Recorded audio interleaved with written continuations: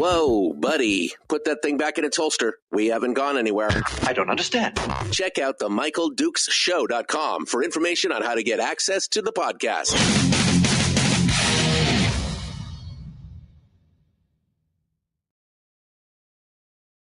Welcome to the party, pal. The Michael Dukes Show. I have 2 guns, one for each of you. Firearms Friday. As Thomas Jefferson stated, it is the right and duty of the people to be at all times armed. Say hello to my little friend. I say that the Second Amendment is, in order of importance, the First Amendment. The right to keep and bear arms is the one right that allows rights to exist at all. The Michael Dukes Show. The right to keep and bear arms shall not be infringed. Firearms. From my cold, dead hand. Friday. Here's my rifle, this is my gun, this is for mine, and it's for fun. Firearms Friday.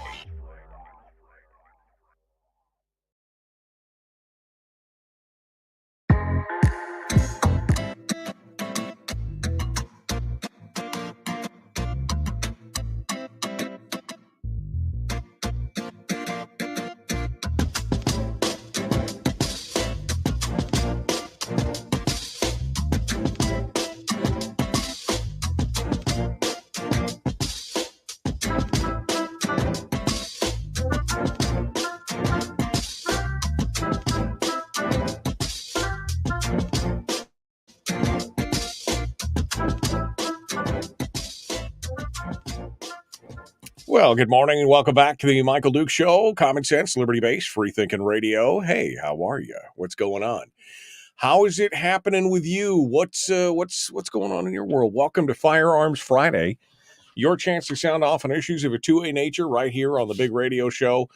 And we are ready to go here for this Friday. Had a little bit of technical snafu there this morning, but we are ready to go and get things rocking and rolling. I know some of you are already mentioning in the chat room you want to talk about the presidential debates last night, which was like watching 2 toddlers in a playground smash dirt at each other. It was, oof, man, it was brutal. Absolutely just one of the worst things I've ever seen in history. But we'll talk about that later, okay? We'll talk about that down the road. Today, it's our day to talk about firearms, guns, and so much more. We've got guests already lined up here for hour 1. They're waiting in the wings right now. We're going to talk to James and Meredith Lewis here in just a moment. They've created a new business here in the state of Alaska that I thought was not only ingenious, but much needed. And we'll be talking with them here in just a second. In hour 2, we'll be hitting some headlines, going through all the big news that's happening, including the latest. I'm sure many of you have seen the Surgeon General's call to action, the public health crisis that is firearms violence, which, we've got some things to talk about with that. And I had a conversation with Dr. John Lott this week in regards to it, and he sent me some information and some talking points and some of the things that we're going to talk about here as well this morning. And then we're going to finish up this morning with Willie Waffle from Waffle Movies, who's going to come in and give us our entertainment review, just kind of lighten things up later on in the program to make things, just lighten it up for the weekend so that we have a little bit of a better feel for what's going on. Okay, so that's that. I guess we get started this morning. We're ready to dive into it and go for it. We're ready to get into the stories. I got a call here not too long ago from a lovely young lady who had talked about a new business that she and her husband had put together, and they wanted to let the rest of the state know. And so we got them squared away. And I thought, I really want to talk about this business. This is a unique proposition. And it is something that we have needed here in Alaska. And I was talking with Meredith Lewis, and it was just a great story. So I thought I would bring it to you so that you can understand it, get the full dope on it, and maybe even have a chance to sample their wares and enjoy it. So we're bringing to the program right now James and Meredith Lewis. They are the owners and founders of a little new joint called 907ammo.com. And they're here this morning to talk with us about it and give us a little bit at it. Good morning, folks. How are you guys doing this morning? Hey, doing well. Good morning, Michael. Good morning. Hey, thanks for coming on board and talking with us. So, so Meredith had called me and in my other world, in regards to the radio station, talking about wanting to get some information on how to, let other folks know about their business and advertise to the larger, broader audience in the state of Alaska. And during that conversation, I got kind of the full rundown here. 907 Ammo is actually an ammo supply store here in the state of Alaska that you could purchase common varieties and calibers of ammunition and have it shipped, as long as you live on the road system, have it shipped straight to your door in just a couple of days. So no fuss, no muss. You don't have to go fight the crowds. You don't have to wheel stuff around a store or anything else. You just click, sping, order. It ends up at your doorstep. And I thought that was pretty cool. So James and Meredith, tell me a little bit here. I mean, tell us a little bit about you before we get into the genesis of the business. A little backstory, a little history, who you are, where you came from. I always like to hear what folks are all about. So let's talk about that. All right, ladies first. Okay. Well, James and I, we both met through competitive shooting. We were both competitive shooters from a young age, I suppose, and then went on to compete in college. And so we both have a background there. James can talk about himself, but he's also was in the Army for a long time. And I guess our story begins once we were already here in Alaska in 2012, you say? Yep. Yeah, so we moved up here with the Army in 2012. So I was a paratrooper over on Fort Rich. So, it's nice to be back here. Traveled around a little bit, and then 2017 switched over to the National Guard. So we have a long history as far as, obviously she mentioned it with the collegiate shooting, and then moving up here and being do quite a bit of hunting and fishing. And, it was really during that time where it was the, we spent a lot of time in the lower 48 traveling around and just the ease of getting ammunition and bullets. And next thing you know, we're up here and, you're racing around to 20 different stores trying to find, the load you're looking for. And it was like, man, it'd be nice if we had the convenience to do as we do in the lower 48, where we could jump online, buy a couple boxes of ammo, have it delivered on our doorstep. So that started brewing years ago. And, over the last couple of years, especially with, the changes in the environment, COVID, I felt like, a lot of folks in Alaska got a little bit more comfortable with online ordering. And Right. I figured it was, here's the time, here's the opportunity for us to bring this to Alaska. We're a little bit more ready. And so here we are. So yeah. I guess, in a nutshell, there's the background, a lot of military hunting, traveling around. And, now we're excited to, bring this type of business to Alaska. Yeah, no, I mean, it's kind of funny, you go down to the lower 48 and it's like, Lucky Gunner and some of these other big online outlets. And it's, people for there, it was no big deal. We flip it open on our phone, buy it, sell it. It'll be here tomorrow or the next day. And up here in Alaska, it's like, you may have to run to 20 stores just to get enough ammo. If you're doing some kind of competitive shoot or something like that, you may not find all the ammo at one location. And so it's definitely a convenience factor. And, we're really behind the power curve up here because, all the MSDs and the hazmats and everything to try and get things shipped, and the restrictions that they've been enforced over the last 10 or 12 years, where we just can't get ammunition the way that we used to.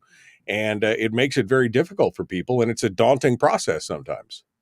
That's right. Oh, absolutely. I think a lot of people didn't even realize that it would be possible to do online ordering and doorstep delivery of ammunition in Alaska if they've never lived in the lower 48 for sure. But yeah, it is possible. Yeah, we've had quite a few inquiries as far as are you real? This doesn't seem, it's too good to be true. But no, it's legal. It is true, and we're Yeah. here. So yeah. No, I think some people they go, oh, this is a scam. I could see it. Oh man, they're trying to take my money. They're trying. But the bottom line is that you're just two Alaskans living and working with a side hustle of putting this all together, and you guys have seen a pretty significant amount of growth even just since you launched, right? Yeah, actually, yes. Even without doing any advertising at first, it seemed like the word of mouth was helping get the word out quite a bit. We were surprised. Yep. And go ahead, James. I'm sorry. Oh, I was just going to say the fun thing is, occasionally if we have, deliveries or somebody's ordering that's, around us here in Eagle River, I tend to just, call, make sure they're home, and I'll bring it over bring it over to their doorstep myself. And, I sit there and I chat with them, and typically it's a 20-30 minute chat. The excitement of, I'm going to tell my buddies, I had no idea this was, something, could be done. And I've already, told my 3 best friends they're going to buy a lot of ammo. So there's been a lot of, positive reaction to just what this is. Yeah, word of mouth. Now, you guys, again, delivering, and the key phrase here for your delivery is that it's on the road service. If somebody up at Point Lay wants a bunch of ammo, it's going to be a little that's a lot longer road to hoe. But I mean, if there's somewhere where DHL or UPS can reach them, then you can get that stuff right to their door right away. Absolutely, and it's it's been phenomenal. The delivery times right now, generally speaking, if we can, if the orders come in before 2 p.m., we can generally get them out same day. And those same day, if we get them out before 6 p.m., dropped off, they typically end up on your doorstep the following day.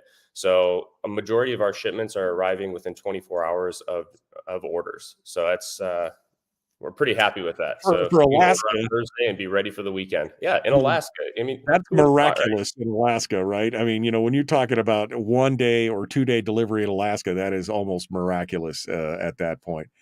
And you guys are, you got a pretty wide variety of brands, loads, calibers, and so give us kind of an idea of what we'd see when we go to the website. Absolutely. Yeah. Once you log in, right now we have quite a bit of bulk ammo on there. So for those that want to go and, have a long range day, we have 1,000 round bulk capacities. Definitely those are, cheaper than buying by the boxes. Trying to, get that into your hands. And then, so we have everything from the 9mm to the 45 to 308, 223, 556, and I'll admit I have pallets of it. So we have quite a bit of ammo sitting ready to go. We've also brought up Black Hills line of ammunition to the state of Alaska. So I have everything from their MK262 77 grain that a lot of the shooters like to the 77 grain OTM. I'd say right now there's a lot of interest in those 77 grain bullets in the 5.56. But we also have, Black Hills. They've worked with for the last 20 plus years doing a lot of the contracts for the government, and they're high quality ammunition. But they've also brought that technology to your hunting loads. So their Black Hills Gold line, we have that sitting on the website. So if you want some premium ammunition, we have the 25-06 to 300 Win Mag to 30-06, you name it, we got it. There's some 338 Lapua in there. And then we also brought up their Black Hills Honey Badger line, which has been quite the hit, especially for our 10mm shooters out there. It's, I think Outdoor Life put it out there this year as the best 10mm bear defense load.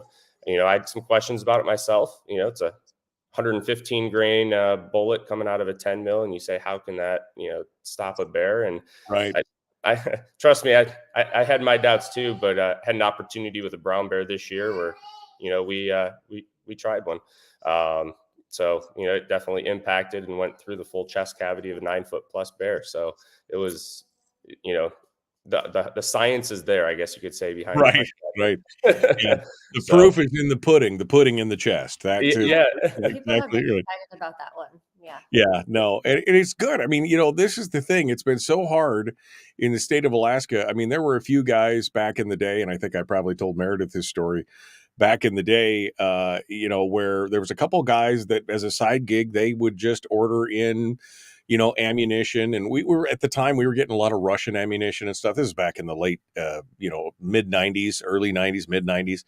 And, of course, then it was $65 or $70 a thousand for certain types of ammo. And, you go out and buy it up and everything. And of course, these days they just kept cranking the straps down tighter and tighter, and you can't get any of that. And then you couldn't get anything shipped from the lower 48 because they started enforcing these rules about, you could only have so much on a boat and it had to be on the four corners. And I mean, it was crazy stuff, but that's what people have been facing today, trying to do it on their own. Absolutely. And, it was something I think in the first year or so I was up here, I was looking for some ammunition and couldn't find it, found it online. Next thing you know, I'm doing what most of us did up until today, which is I'd find it, ship it to, a family member in the lower 48.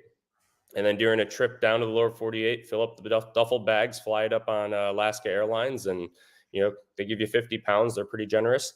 And I would drag it up that way. And yeah, I felt like a lot of people were doing that. And, here was a need for somewhat of convenience. But, we are also, right now, as of today, I'll have quite a bit of ammo drop in for a variety of other calibers all from the manufacturers, from, the Remington Corlocks, your Federal, your Winchesters, everything from 330, we're going to have some 350 or 375 H&H, some 375 Ruger, all your common hunting loads, your common hunting brands, some of the mid to lower tiers of ammunition. So we'll be expanding, about another 60 to 80 SKUs dropping on the website because there's the need, there's the requests. I've heard all the individuals, they send us notes as far as the ammunition they're looking for. And then I go on the hunt. It's kind of fun. Yeah. Oh yeah. It's a different kind of hunting, right? You're hunting for the manufacturers and who's got it available and things like that. And again, this ships across the state. We're going to talk a little bit about that and the walk through the process and more. We're up against the break. We got more coming up. Don't go anywhere. We're talking with James and Meredith Lewis from 907 Ammo. We will continue here in just a moment. Don't go anywhere. The Michael Duke Show, common sense, liberty-based, free-thinking radio. Back with more right after these messages on Firearms Friday.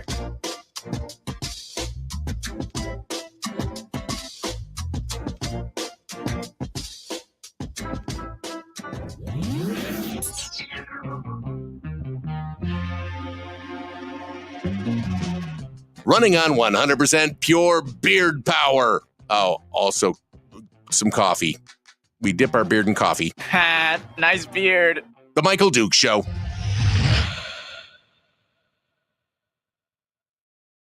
Okay, we're in the commercial break right now. James and Meredith still with us. Well, James is with us. Meredith had to wander off there. You got family, got things going on. Let's get it rolling. A couple of questions from the chat room. I see Brian has posted up the link. I was a little leery about making a lot of posts because you know how the algorithm is. Anytime you talk about selling stuff that they don't like, so. You do the math on it. 907 Ammo. Just go, punch it into your thing. You'll find it right there. No problem. People were asking about. I've seen a couple comments about 410. Are you on the 410 bandwagon, James? Because it seems like that stuff is like unobtainium right now. It sure is. Everybody's looking for it. So definitely trying to bring more to the state. I know there was some that did hit the docks here for some of the local shops that they'd had back ordered for years. So I'm unfortunately I had to get in line, but I do have other distributors, and I am trying to bring some 410 up here. Yeah, and again, it's 410. It's regular shotguns, 12s, 20s. And somebody else asked, the Kenai or just Los Anchorage? And no, this is statewide, right? I mean, you guys are any place, again, let me be clear, any place on the road system. So if a truck can drive to your house, you can get this delivered to your house, right? We've already had orders from North Pole down to Kenai, Homer, Yep. already. So yeah, they're getting it. You poor people in Kodiak, you're so screwed. You know? Have had people call from Kodiak trying. Yes. Yeah, you poor people, you're in civilization, but you know that little breach of water, the little breach of water in between is making it tough. But that's the beauty of it. And I'll be honest, we've shipped some stuff here the last couple of years from the radio station when we do some of our big auctions and contestings and stuff like that. And you know, it's amazing how when you're not using the post office, it's amazing how fast the stuff can get there. You know, when you ship a packet, a book, some certificates, whatever, and it gets there literally the next day. We were just shocked. We started doing this about 3-4 years ago, and it was just shocking to see, boom, it's right there, and to know that there are providers and carriers who will do it that quickly. It's a pretty good deal. Yep. Absolutely. And it does turn pretty quick. And, you know, as I tell folks, if you have a brown truck that pulls up to your truck, we can get to you. And we built it into the website too. So, you know, I know there's some questions about it. Under our shipping, it'll list out all the zip codes that we can deliver to.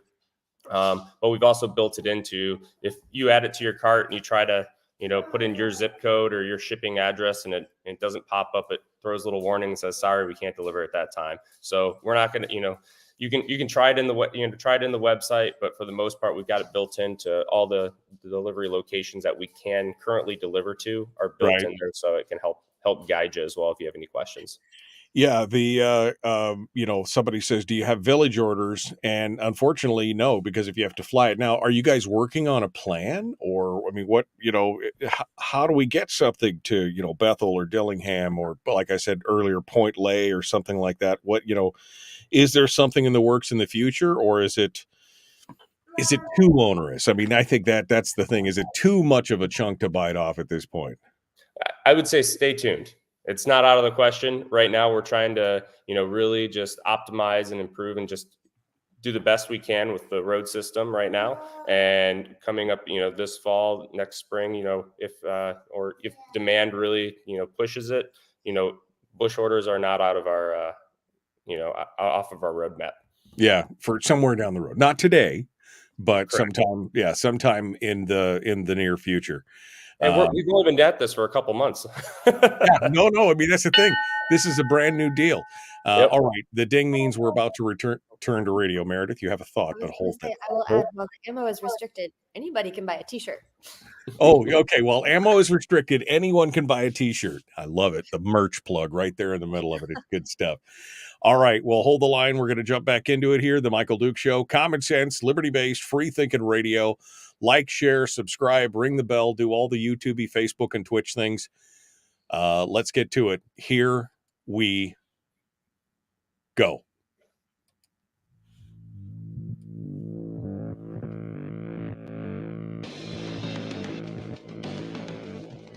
What the hell's an assault weapon?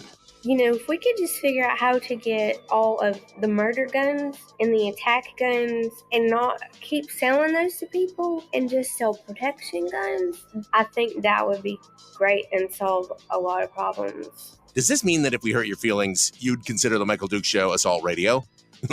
Okay, we can live with that. Here's Michael Dukes.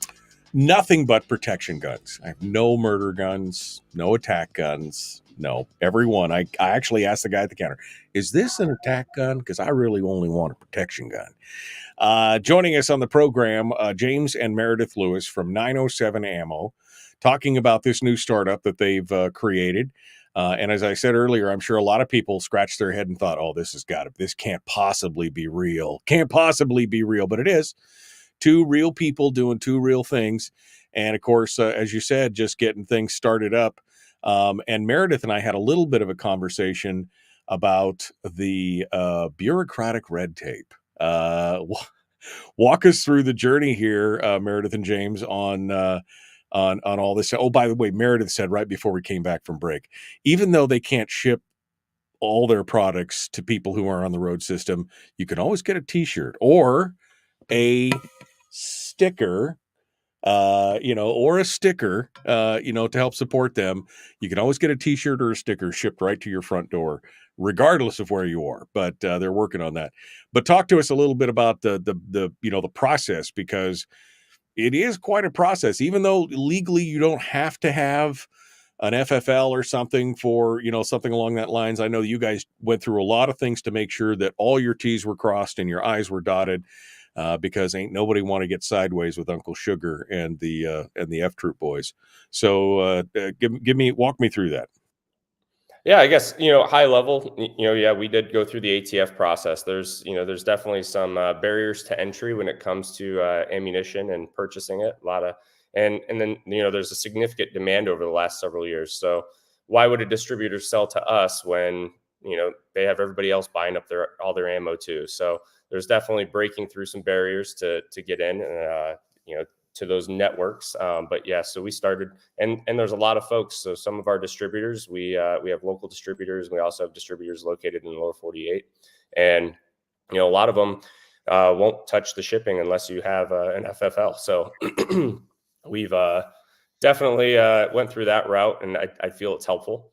And then bringing it up, there's a lot of awesome companies up here as far as working through some of the hazmat restrictions that have been helpful in putting it on the boats, because you cannot fly it up here, which is, part of the business case for having an online ammo store here is, obviously in the lower 48, everybody has it. There's ground shipping already available. So it's somewhat easy up here. We gotta get it up here. We all know the challenges. We've all jumped online. Right. We tried to buy something because it's a great deal. That's a great looking couch. That's a great looking couch. Oh. Okay, I guess I can't buy it. Never mind. Exactly.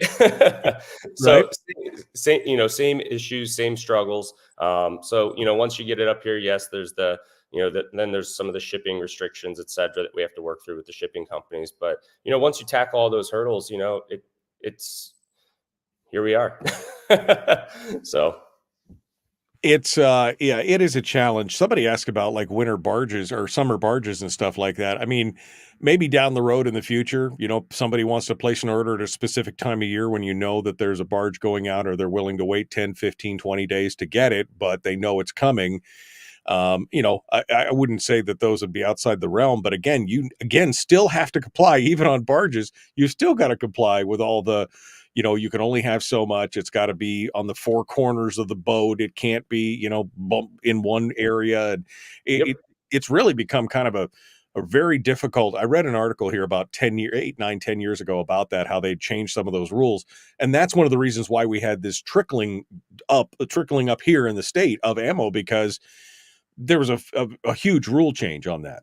Yes. Yeah. So they went through that change several years back, and part of it also comes to the limits of ammunition that can be shipped. So right now, if anybody orders, we do have to break up the order. Anything, I believe it's 65 pounds. So once it's based on poundage. So when you jump on the website, we have prices for under about 30 pounds and then over 30 pounds, but at 65 we have to break it up into multiple orders, and that's based off of these restrictions these hazmat restrictions you're citing. Now you can pace, it's kind of comical, you can pace 10 orders at 60 pounds and we can put them legally on a truck, but if I group them all together, it won't go. Right. I can put a pallet's worth of stuff in separate boxes, but if I put a pallet's worth, we've got a problem, right? That's our government at work, Michael. Yeah, that's bureaucracy at its finest right there. So tell us a little bit, again, we're talking with Meredith and James Lewis from 907 Ammo. Tell us what you see in the future and what you want folks to know out there about, what you're doing and what you foresee this becoming for the state of Alaska. Give us, we'll start with Meredith here because she's been awful quiet. So, what's your vision here on this deal? We're really just getting started. I feel like we're just scratching the surface of what we can do. But as the word is getting out there and people are finding out about this service, we obviously think it's a great service to bring to the community. And we have been reaching out, speaking of community, to for example, some of the youth shooting education and safety, youth education, youth sports, shooting sports, all of that. It's been a really nice community building opportunity for us personally. And we're getting involved with some of these other organizations the veteran ones too. Yep. But these are things we care about, and it's nice for us to be able to not only provide the business service, but also provide some of the other Right. side activities that go along with it that we're passionate about. Well, especially coming from, like you said, your collegiate competitive shooting and things like that. And, now you've got youth hunter things and you've got youth competitive shooters. And I mean, it's nice to be able to support that. Yeah, we have kids, so we obviously want them to be safe and educated, and that's how we grew up. So these are nice things for us. James, your vision of the future? Oh, absolutely. And coming, as a veteran up here in Alaska, I look forward to, watching, having this business grow to a point where I can employ more veterans, bring them in, and help them out. There's a lot of folks out there that, are looking for, part-time jobs, part-time work. And that's something that I'd like to be able to provide and, build. Shipping, packing boxes. It's, and getting these out. It's, I wouldn't say it's the most, fun, but it's also glamorous. Yeah, but it's, it's in an industry that, many veterans up here in Alaska are interested in. And so I got a lot, that's one thing I'm looking at doing. But obviously sorry, our son has joined us now. No, that's fine. But, as we move forward, we look to bring more rounds and more offerings to you.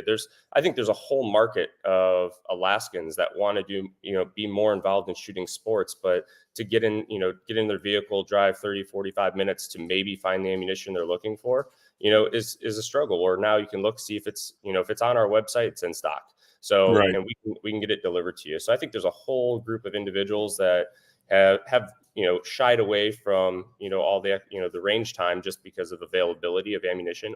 Oh yeah. The last few years. Oh and yeah. It's not a given where you can jump in your car, drive 45 minutes and end up at any of one of our, at this point, I don't want to say competitors, but other places you can purchase ammo. You drive there, you may or may not have what you're looking for. Right. Well, we all remember the great hunt of whatever the 2000s when you were trying to find a single box of 22, rimfire just because you wanted to go plinking. And if you found it, it was 3 times the retail price. And it was, you're fist fighting somebody over it and everything else. And it was, you'd see guys that would, get 3 or 4 or 5 boxes and you knew they were going to sell it to somebody else, instead of, keeping it for themselves. And so this is the logical outgrowth of that, I think, in the long run. Meredith? And that's important what you said too. During that time, nobody was going to hold ammo for you in a store. So if you were going, odds in your favor, hopefully, when you get there, that there's what you're looking for. But that is one of the nice things about the website. If you see it on there, it is in stock. So it's a live, accurate inventory. So you can, if it's there, you can order it. You have it the next day. That's really nice. And for many folks out there, if there's something you're looking for, throw it on the web. We have a ammo request. I went through earlier this week, went through, about 40 different requests for specific ammos and in cartridges. I went through and, they're all going to be landing today actually.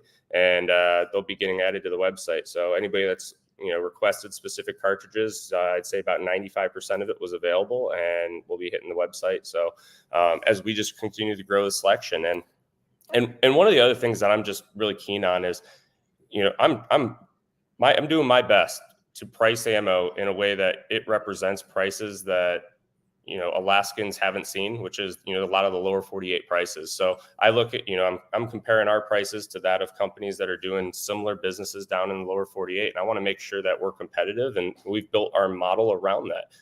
Obviously our overhead's a little bit less. So with that, it's able to keep the prices lower for the rest of Alaskans. And that's really what we're hoping to bring is, let's level the playing field a little bit. Yeah, absolutely. Again, 907 Ammo is the company we're talking about. They're new. I called them bullet entrepreneurs. That's what they are. That'll be a new phrase, which either means they go fast or I don't know. It has to do with bullets. One of the two. But James and Meredith Lewis are our guests here. Final thoughts before I let you go.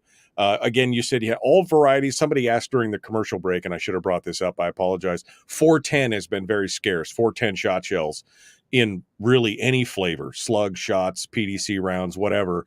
It's been very difficult. And even you said you've had a hard time. The distributors there's just none available, right? Yep. We just gotta hound the manufacturers a little bit more. Yeah, exactly. Well, it's funny that, they keep saying that guns are on the decline in America and all this other kind of stuff, but the manufacturers are working 24/7, 365, three shifts trying to put out as much as they can. And it flies off the shelf no matter how much they put out there. So that to me says a lot more about how Americans feel about this than anything else. And even though, again, we're going to talk about the Surgeon General's whole thing here in just a little bit, how it's all, a problem and everything else. But I think your family proves, again, coming up, collegiate shooters, teaching the family, doing this, supporting the youth, supporting the veterans. This is, just because a few bad people do a few bad things doesn't mean that everybody should be painted with that brush. Absolutely. All right, let's get your final thoughts here. We got about a minute. Any final things you want to say? Anything I didn't hit on? Any highlights that we didn't talk about? And do they carry reloading supplies? That was the other question. We get that. We get that. You get that question a lot. Yeah, they immediately smiled. Yes, yeah, we're smiling here. We've had a lot of interest into reloading supplies, powder, primer, etc. There's other hazmat and other restrictions that we're looking to break through on. So I would just say stay posted. Our first priority here is widen the selection of hunting loads. Get those out there, get ready for fall. Obviously, I personally have it on my roadmap here. I want to make sure we have all the calibers I carry, but I want to make sure. So little self-interest there. Absolutely. Hunting season's coming. We got until August to stock up on those. So we're working on getting all the hunting loads in there. We have a lot of the target and match ammunition on there now. We're just going to continue to expand that. And then once that selection is good, we're going to start looking at other supplies, everything from, more branded equipment and gear, from gun cases, gun cleaning, reloading supplies. We hope to get, quite a few more things on the website, because yes, we know there's a lot of interest in locations that are out there. So yes, stay tuned for some of the reloading supplies. Right. But again, remember folks, we're 2 or 3 months in here. So there are, and I imagine it's just going to get busier and busier as more people discover you. And so it's been good. Final thoughts, Meredith? Do you have something you want to say? We're ready for growth, I suppose. We've done everything. We've got all our ducks in a row. So thank you very much for having us on the show. And we are excited to get the word out. We really are. Look, I'm a huge fan of entrepreneurism and I'm a huge, huge fan of guns. So when those two things kind of merge together in that kind of way, I get excited about it. So it's good to see you. Thank you guys for doing it. Thank you for putting it together. I imagine it was a pretty Herculean task, like you said, getting all the ducks in a row up front. Well, I'll tell you, it was definitely fun watching that first pallet get rolled in. When you have a pallet of ammo getting dropped off, it got real quick. So, now a dozen later, here we are. But for those listening, it's 907ammo.com. Right now we're online only. And jump online, follow the website. We kind of joked around, a little click, bang. That's click, bang. That's the slogan right there. Click, bang. 907 ammo. You could check them out. Just put it in the Google machine and you can find it. We'll continue on with that. Thank you folks for coming on board. It was a pleasure to talk with you. Hold the line for us during the break. We'll chit chat for a minute here during the break, but that does mean we're up against it. We've got to go. So we'll be back. The Michael Duke Show, Common Sense Radio.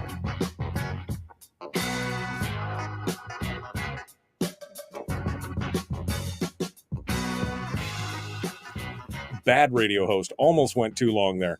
All right.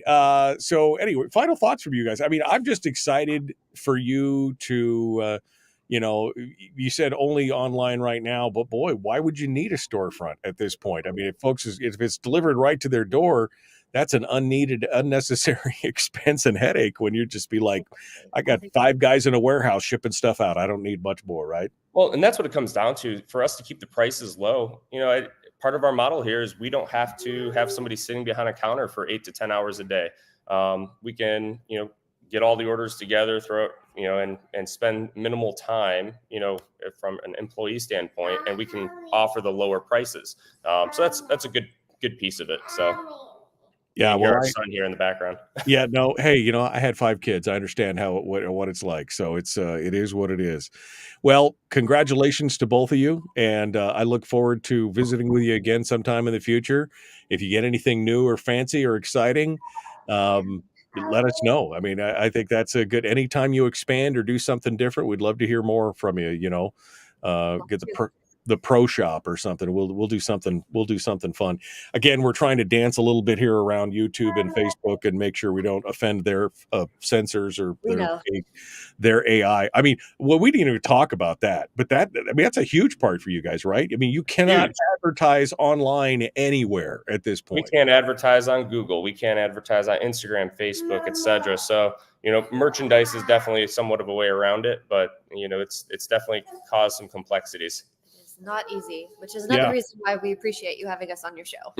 Well, yeah, exactly. I mean, and that I find it just so infuriating that, people who have legal, lawful things can't it'd be like telling the car dealerships, I'm sorry, we can't advertise for you. I mean, people have died using your product, so we can't advertise for you. Okay.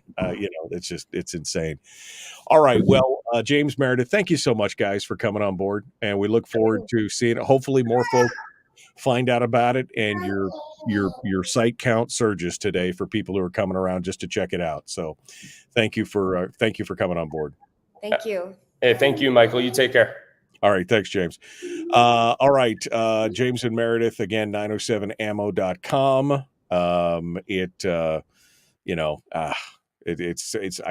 Again, several of you have kind of posted the link in the chat room. I have not, because,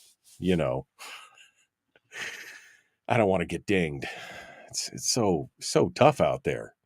So tough out there. When we have to run through these stupid rules and regulations, and I mean, they're private companies, they can do whatever they want, but at the same time, it makes no sense. More people are killed in car crashes every year, but they have no problem letting the local Ford dealership advertise out there on the deal. It's it's crazy. Get a TikTok. Yeah, I think TikTok probably even less friendly than YouTube or Google or Facebook, if that's possible. Probably even less friendly. Chinese don't like to see people arming themselves. It's one of those things. All right. Where are we at? Oh, shoot. I didn't mash the button. Where am I at here? 4 plus that is 6 is 2 minutes. And sorry, I'm doing math here. Math is not my strong suit. So this would be right here. Okay. I forgot to hit the timer when we got started here in the commercial break, and that'll mess me up if I don't remember. All right. Any thoughts, comments from the chat rooms? Love to hear from you guys here. Order your online. Jeremy says, order your online now so the feds can track it. Man, I'm already on so many lists. What does it matter? You're on so many. You're on Facebook saying that. You're already on a list for that. I mean, come on. Yeah, it's all online, Jeannie. They don't have a storefront. It's all online. They ship everything out of Eagle River and Anchorage, so that's exactly where it's at. Go back over here. Audrey says she loves this. This is exciting. Let's see. Payday. Payday is coming. So wait, family show. He's about to go get out there, and do they carry reloading supplies? What else we got here? We've gone through some of these. Steel shot. Yep. Greg said he spent 2 years looking for 4570 and 338 Win Mag. Finally got some this year. Go check out their site, Greg. They might have some that you can stockpile a little bit. Brian says he's on the site right now. Wow, nice selection, good prices. I mean, that sounds like a Walmart slogan, but hey, if it works, it works. Let's see. I'm still going back through here. Greg says, I feel a credit card hernia coming on. Yeah, it's possibly. Oh man. Many rural communities stores would be interested in your site, says Harold. Yeah, if they can buy it along that lines, I would agree. They would be interested.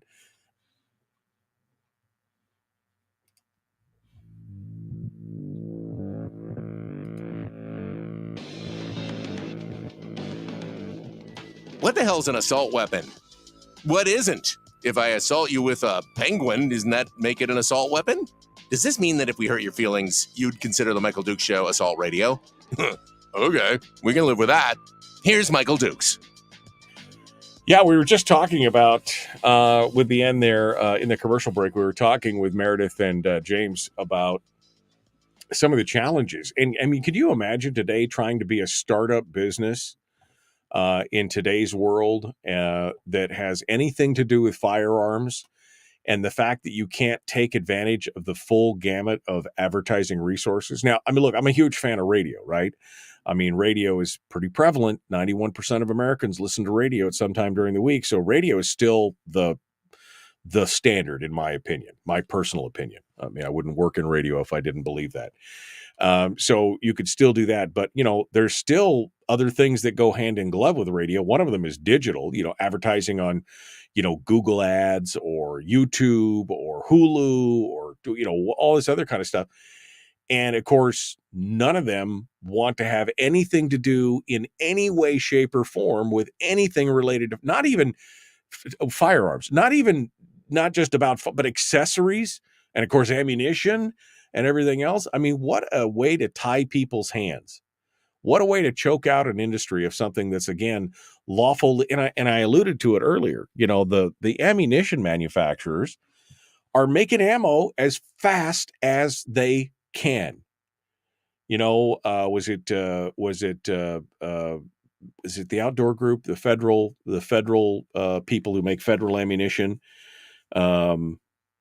Is it Outdoor Research? Whatever the big conglomerate is that bought them and everything. I mean, they talked about it. They moved some of the factories around, and they already said they're trying to tool up. They're trying to tool up a whole new factory. They're working 3 shifts, 24 hours a day, because not only do they have to fill, you know, government contracts, but they've got to fill all these civilian demands and orders. And there is, I mean, as fast as ammo hits the shelf, it pops right out. And James mentioned it earlier and kind of hit the nail on the head. You know, how many of us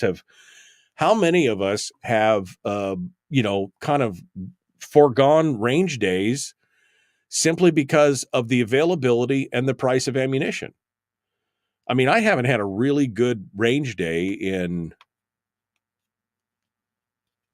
6 years, 7 years, maybe. I've gone and planked a couple times, but nothing big, you know, maybe 2 or 3 mags worth of something just to make sure that I'm still zeroed in and proficient. I do a lot of dry fire exercises because because the problem is you couldn't replace it. Or if you replaced it, it was like you had to break into your kid's college fund to be able to replace your ammo for range day. I mean, that's kind of just what we got going on. And it's very, very, very frustrating to watch that kind of stuff. And so when you see somebody like this who puts their heart and soul into it, you know, puts a lot of time and effort, blood, sweat, and tears. I mean, having to get an FFL just to make sure that they were all kosher and good to go and do all that kind of stuff. I mean, it's a pretty big step, and good for them that they were able to do all that. But it is, again, at the same time, very irritating that I have to tiptoe around the tulips. On the radio, I could, you know, talk about it all along, but because we're simulcasting on Facebook and YouTube, and I don't want to get whacked over something that I might say, I mean, I can't even give you the actual website address, right? Because then they say, well, you're trying to sell. I'm not trying to sell. I'm highlighting entrepreneurs who are doing their thing. You know, and just because you are philosophically opposed to people being able to enjoy the shooting sports or to be able to defend themselves or whatever, just because of the actions and behavior of 0.0004% of people who have guns, because that's how it breaks out to be. I mean, when you're talking about the number of guns here, the number of people in the country versus the number of crimes, violent crimes especially, and you're talking about how many guns there are versus it's, you know, 0.0004% of the people who have guns are actually the ones committing the crime, meaning 99.9996% of gun owners are lawful, legal, and law-abiding. It's infuriating when you see these companies.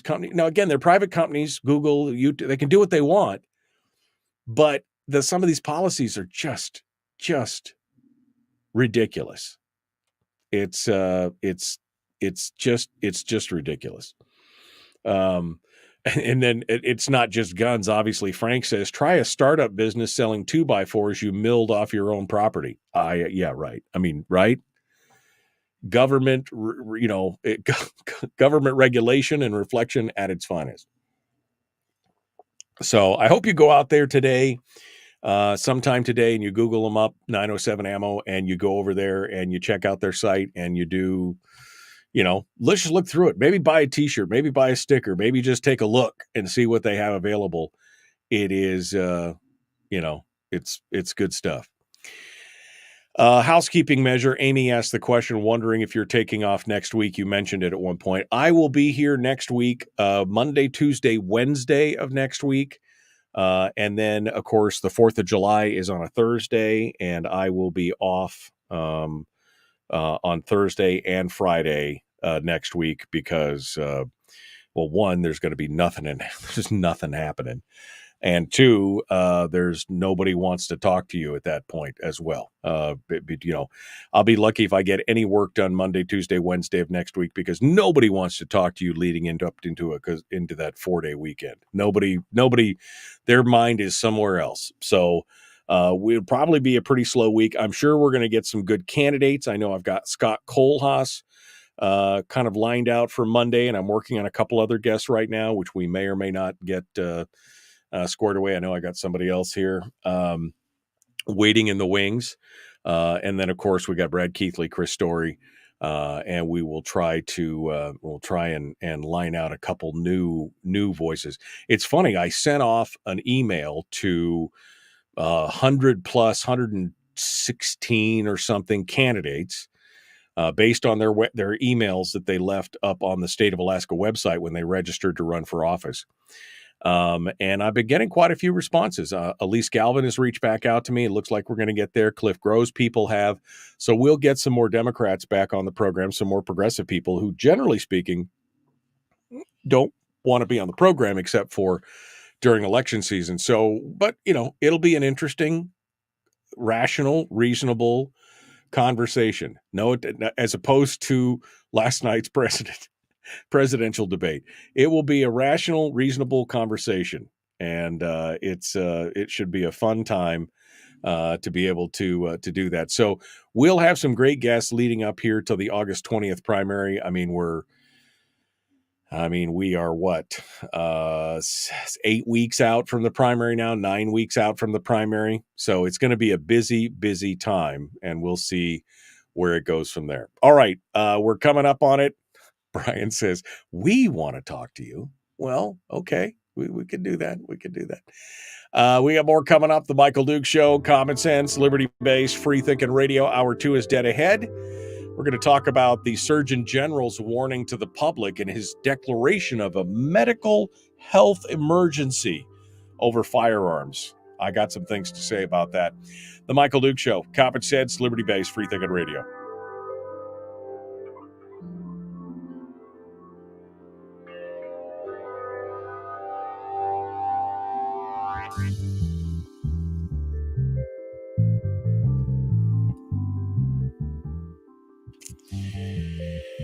Okay.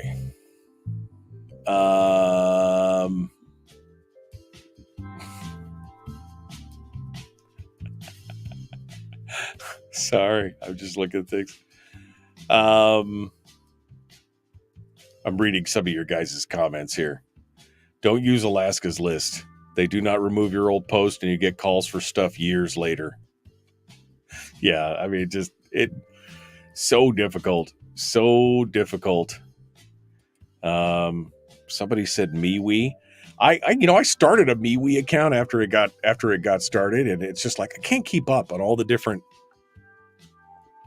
social platforms, right?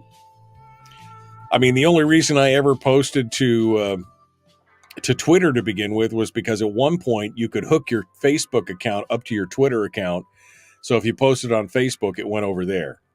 Just because who's got time? I don't have time to go to all these different Facebook, Twitter, MeWe, Truth, the Snapchat, the TikTok, it's a full-time freaking job to try and do this, to stay up on all those things. I ain't got the time for that.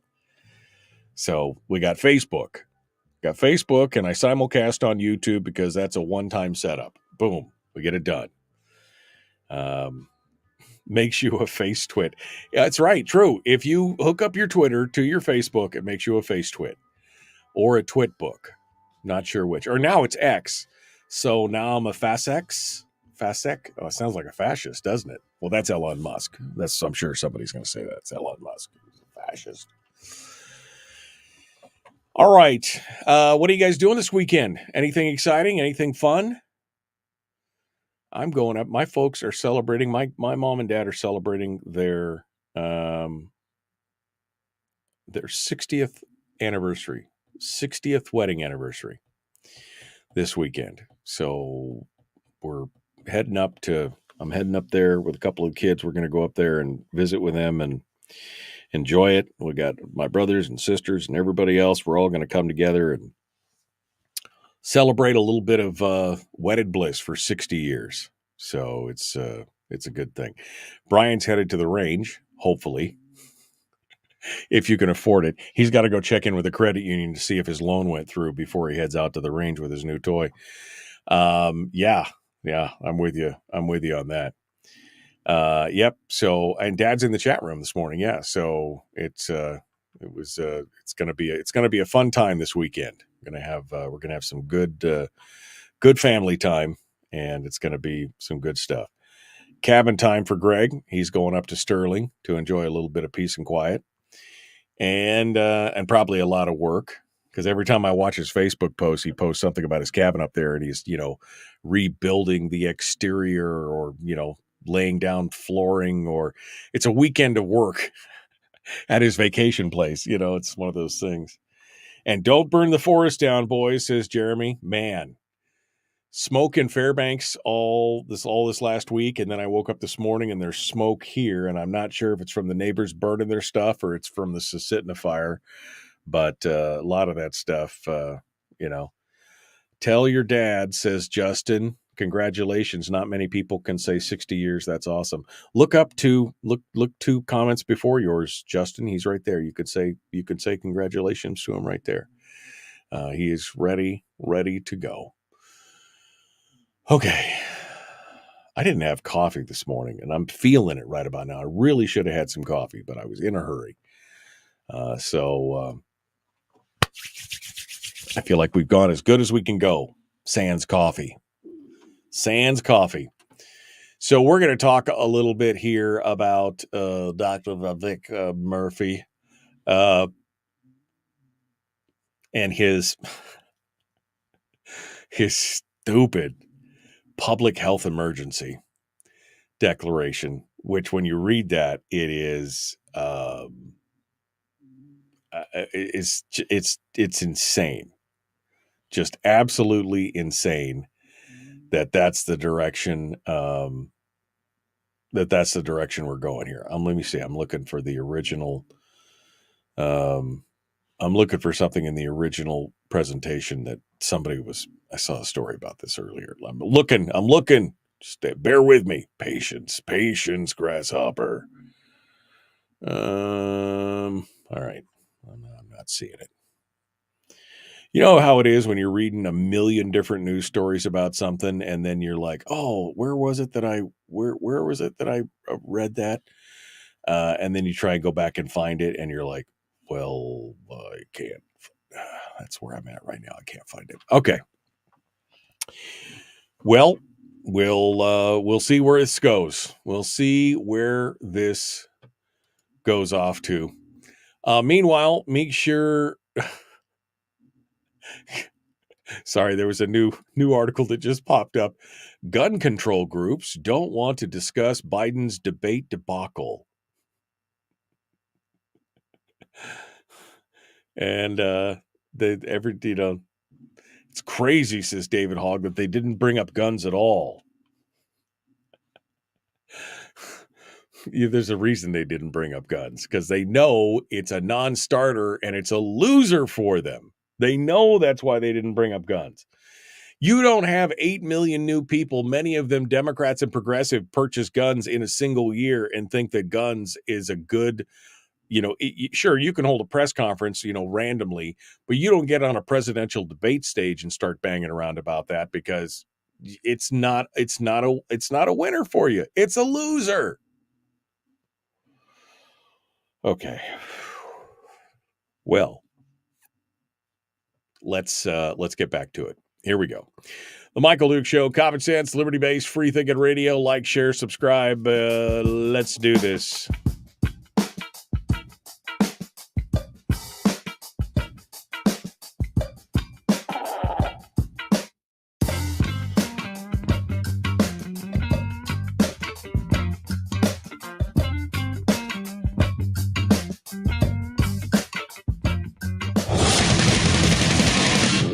Buddy, put that thing back in its holster. We haven't gone anywhere. I don't understand. Check out the MichaelDukesShow.com for information on how to get access to the podcast. Welcome to the party, pal. The Michael Duke Show. I have 2 guns, one for each of you. Firearms Friday. As Thomas Jefferson stated, it is the right and duty of the people to be at all times armed. Say hello to my little friend. I say that the Second Amendment is, in order of importance, the First Amendment. The right to keep and bear arms is the one right that allows rights to exist at all. The Michael Duke Show. The right to keep and bear arms shall not be infringed. Firearms. From my cold, dead hands. Friday. Take my rifle, this is my gun. This is for fighting, it's for fun. Firearms Friday. Firearms Friday. Hour 2 of the big radio broadcast, where we get a chance to, talk about guns and firearms and freedom and all the things related to the Second Amendment here on the Michael Duke Show. Thanks for coming in and joining us. Just another beautiful day here in paradise as we get ready for the big weekend leading up into next week, which, of course, is the holiday week with the 4th of July, which reminds me, thank you, Amy, for asking during the last segment in the chat room. Next week, I will be here on Monday, Tuesday, and Wednesday. Monday, Tuesday, and Wednesday only. I will be off on Thursday for the 4th of July and on Friday because, I mean, come on. The holiday in the middle of the week thing just blows it for everybody. There's nothing happening in the news cycle unless there's something, super tragic or something that goes on. But, I mean, there's nothing really going on. Congress is gone. The politicians, nobody wants to talk to you. You can't get guests. I talked to somebody a while ago and said, well, I could go on the 5th. And they're like, oh, no, I'm on vacation for the 4th. I mean, you start talking to a couple people and nobody wants to come on as guests and everything else. So as much as I would love to just sit here and bloviate for 2 hours, no, I actually wouldn't like to come out here and bloviate for 2 hours. So I'm going to take the day off. So Monday, Tuesday, Wednesday next week, yes. Thursday, Friday, no. So it'll be a short week next week, for which I'm thankful. It'll be a nice little break. I have so much stuff to do. It's nutty. So it'll give me a little bit more. It'll give me a little more time to get stuff done. So that's your housekeeping for next week. So no Willie Waffle next week, no Firearms Friday, and no me next week. All right. So let's what was I gonna let's move on to the big story of the week. The big story. This is the big story of the week. Dr. Vivek Murthy, who is, of course, the Surgeon General of the United States, has now declared Well, let me just read it straight from the website. U.S. Surgeon General Dr. Vivek Murthy has issued a landmark Surgeon General's advisory on firearm violence, declaring firearm violence is an American public health crisis. And they put out a publication that outlines what they say is the devastating and far-reaching consequences that firearm violence poses to the health and well-being of the country. Again, I'd like to break it down statistically for a minute and just talk about this part.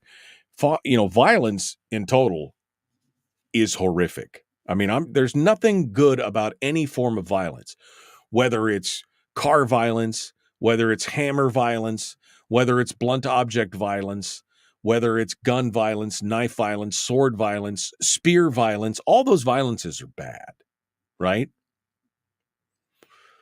But of course, we don't hear about only the firearms violence. That's where it gets bad. But again, statistically, the powers that be on both the right and the left, the Republicans, they ain't no angels on this plane either. They have been going after lawful, legal, law-abiding gun owners for years on this issue, trying to paint everyone with a broad brush. And because you have something like less than 1.1% of people out there who have gotten guns, and we're not even talking about legal gun owners.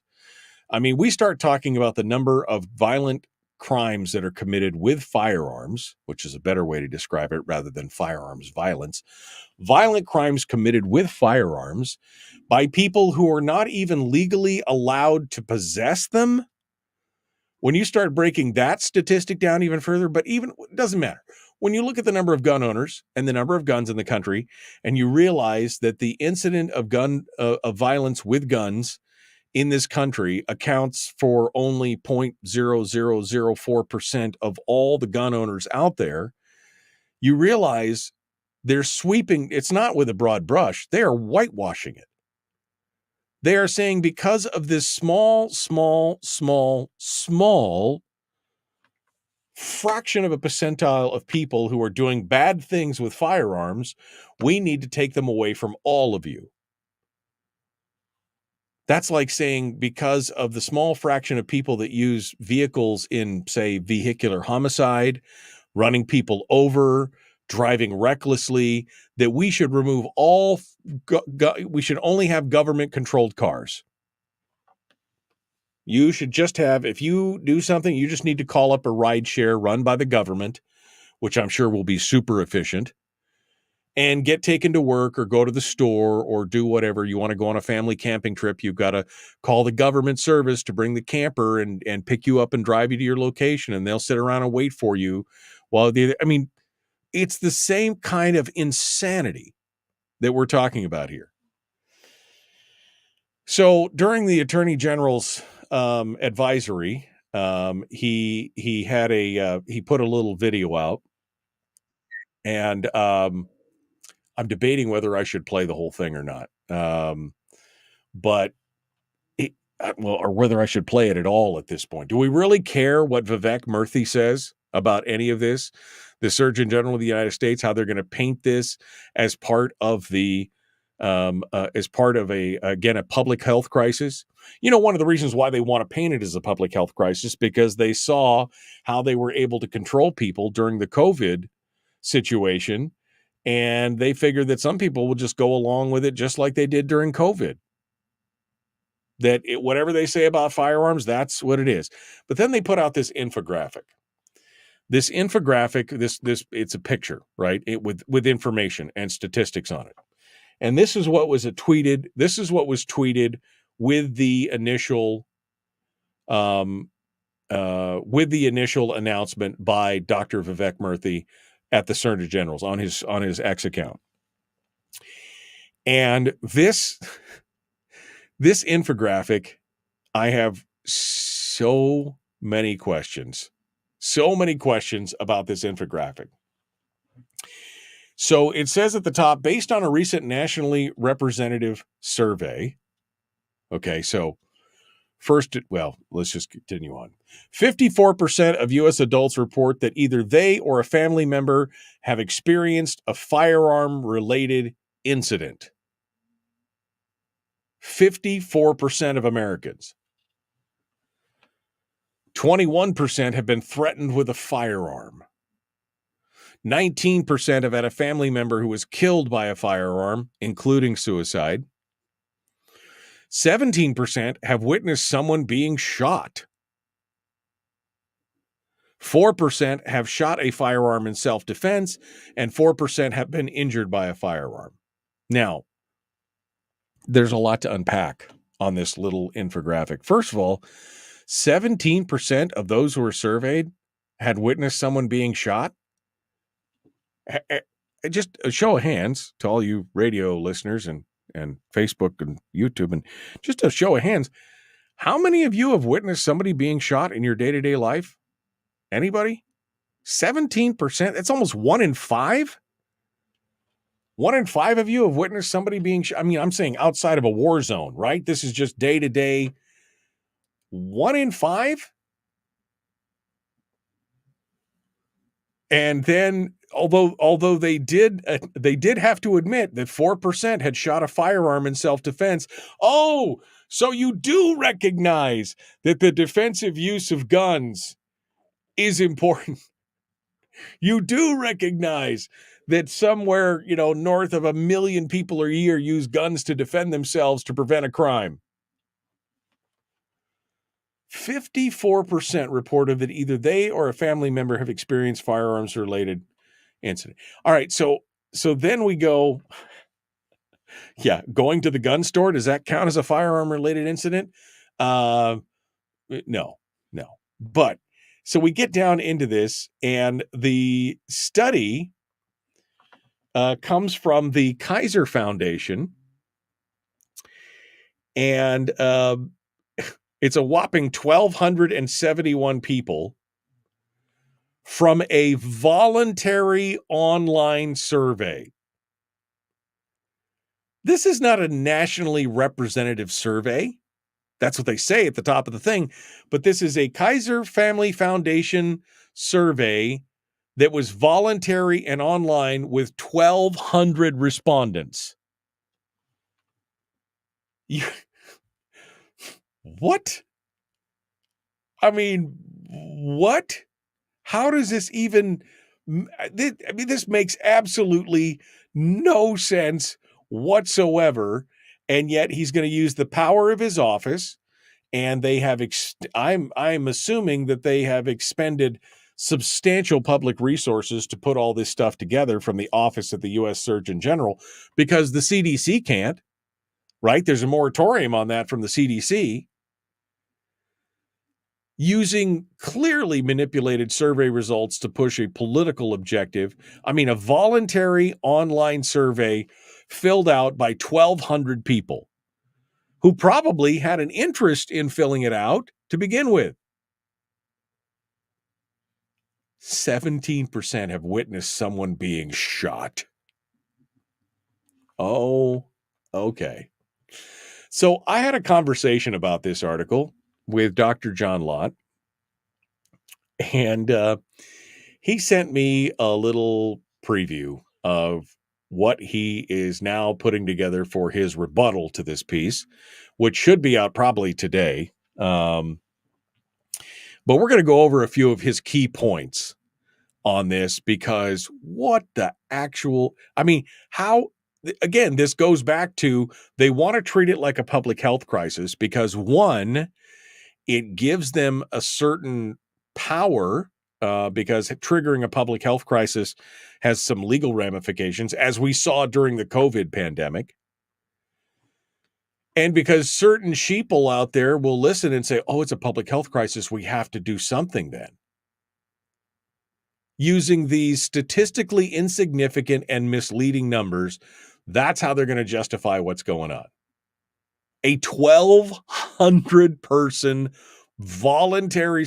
This is not a size sampling demographics across the country or anything else. This is a voluntary survey for a country of 330 million people of 1,200 voluntary. I went out and found the online survey myself. And they're going to create national public policy on this.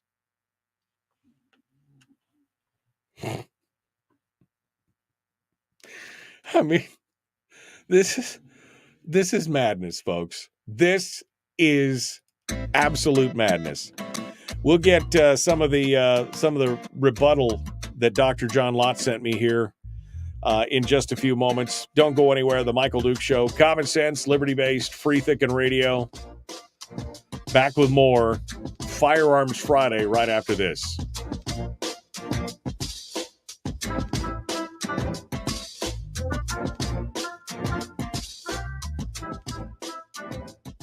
We're broadcasting live through a series of tubes. Allowing all of these entities to provide streaming stuff going on the internet. Well, it's kind of hard to explain. Sorry. Streaming live every weekday morning on Facebook Live and MichaelDukesShow.com. Yeah. I mean, this whole thing is just...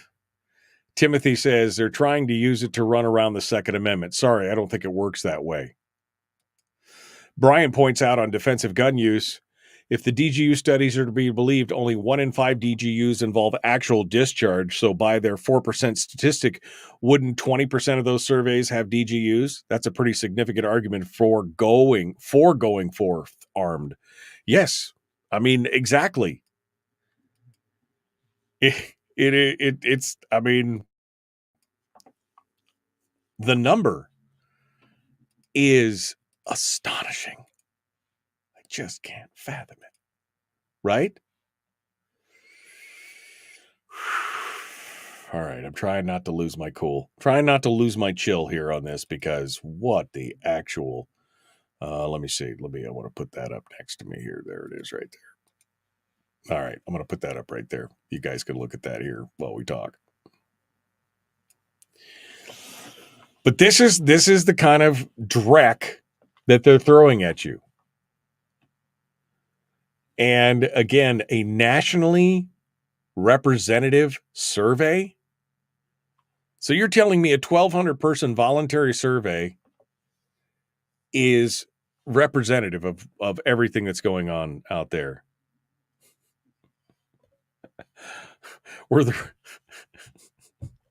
Oh, Teresa, you win the internet today. Were the respondents screened with that "I am not a robot" thing before their answers were taken seriously? I don't know, but they probably should have been.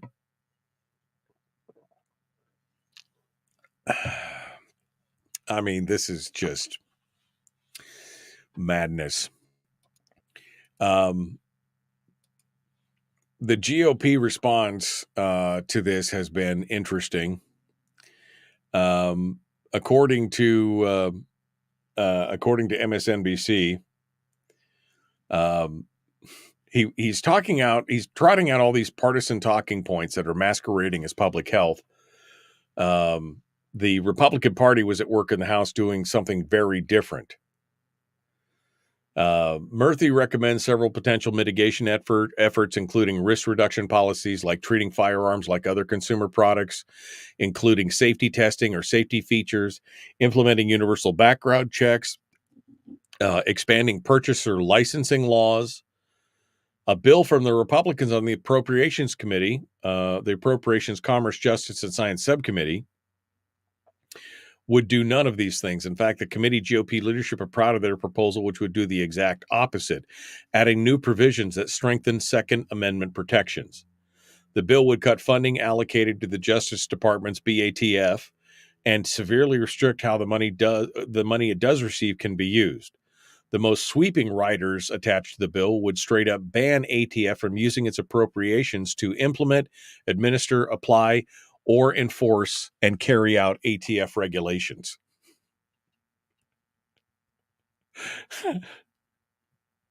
If those sweeping restrictions weren't enough, the bill would also specifically not allow money to be spent on implementing last year's Executive Order 14092, where Biden instructed his cabinet to implement the Bipartisan Safer Communities Act and double down on enforcement of other safety rules. And I'm not opposed to that, right? I'm not opposed to that kind of bill. The bill would also cut federal funding for standing up and supporting red flag laws, which the government shouldn't be supporting in the first place. But that's the direction they're moving, right? They want to bribe states with federal money to put in red flag laws. Again, all for less than 0.1, 1/10 of 1% of firearms being used violently in this country. That's what it's all about right there, my friends. That's what it's all about. Okay. All right. Okay. Maybe it's time for firearm safety in schools, says Greg. Brian replies with, they teach safe sex, so that makes sense. That tracks.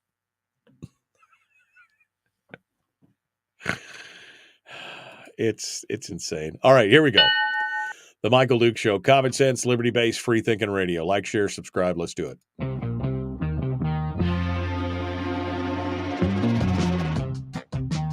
What the hell is an assault weapon? Does that mean that if we hurt your feelings, you should consider the Michael Dukes Show assault radio? Okay, we can accept that. Here's Michael Dukes. Kind of a dick, but somewhat funny. He's so mean. So mean. So what was Vivek Murthy trying to put forward in this presentation, right, where he declares it a public health emergency? What was he trying to do? Well, he has recommendations that, have a lot of weight behind them when you throw the whole idea of a public health crisis on top of it, which is, we've talked about this before, folks. This is the direction that they've been pushing. They've wanted it to be declared a public health crisis because it opens up legal avenues, because it opens up areas of funding, because, again, it makes some people, they just say, oh, he's the Surgeon General. He must know what he's talking about.